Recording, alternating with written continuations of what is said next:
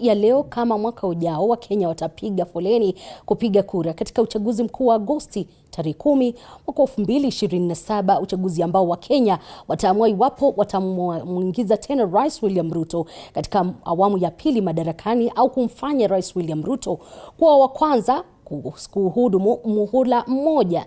Na vile ubabe katika upinzani, serikali jumuishi na Rais William Ruto, haya yameanza rasmi, huku lengo kuu likiwa ni wapiga kura wapya milioni 2.3 waliosajiliwa na Tume Huru ya Uchaguzi na Uratibu wa Mipaka nchini IEBC mwezi Aprili mwaka huu. Mwanahabari wetu wa masuala ya siasa Apollo Kamau amelizamia swala hili na kutuandalia taarifa ifuatayo. Uchaguzi mkuu mwaka ujao wa 2027 ambao umesalia mwaka mmoja pekee utakuwa wa aina yake.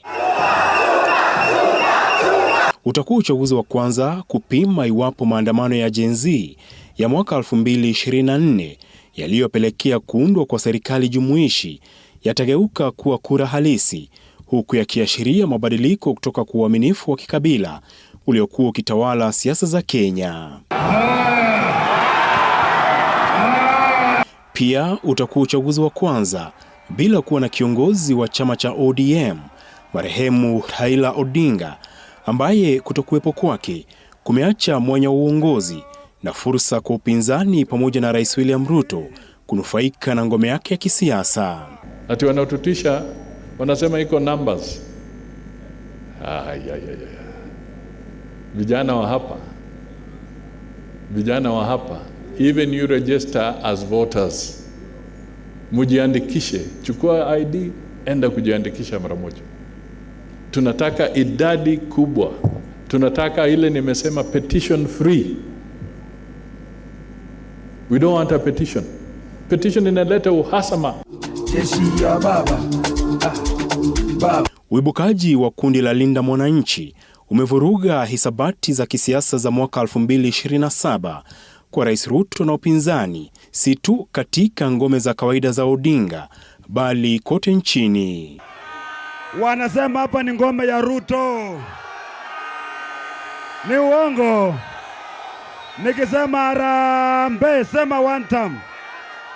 Harambee! Harambee!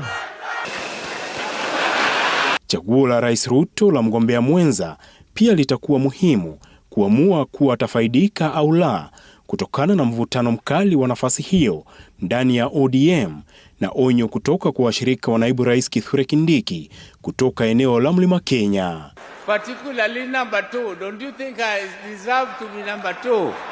Because that is what our concern. Can I not be number 2? Hakuna siasa itatushinda, usibabaishwe na mambo kidogo ambayo mnasikia hapa na pale. Ni vile sisi tunajua kuna majira, kuna time ya siasa, kuna time ya kazi. Uchaguzi wa mwaka 2027 pia utashuhudia mara ya kwanza Rais Ruto akiendesha kampeni bila kuwa na nguvu imara za msaada kutoka eneo la Mlima Kenya ambalo lilimpa takriban kura milioni 3.5 katika uchaguzi wa urais wa mwaka 2022. Tangu wakati huo, eneo hilo limebadili mwelekeo wake wa kisiasa na kuelekea kwa naibu wake wa zamani Rigathi Gachagua pamoja na upinzani. It is finished. It is over, Mr. President. For the avoidance of doubt, this by-election marks the death of UDA in this region. William Ruto knows it, and we are aware he is already scheming. He intends to introduce different colored wheelbarrows to accommodate his allies. Chaguo la mgombea mmoja wa urais kutoka kwa muungano wa upinzani na Linda Mwananchi pia litakuwa na jukumu kubwa katika kuamua ni nani atakayepata kura nyingi.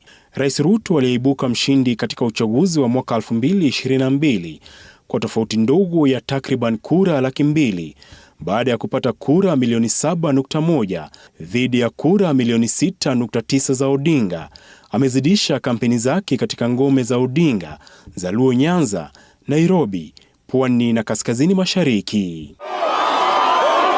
Rais pia anategemea ngome yake ya Bonde la Ufa ambapo alipata kura milioni 2.5 katika uchaguzi mkuu wa mwaka 2022 kumlisha nguvu za kumwezesha kurejea madarakani kwa muda wa pili.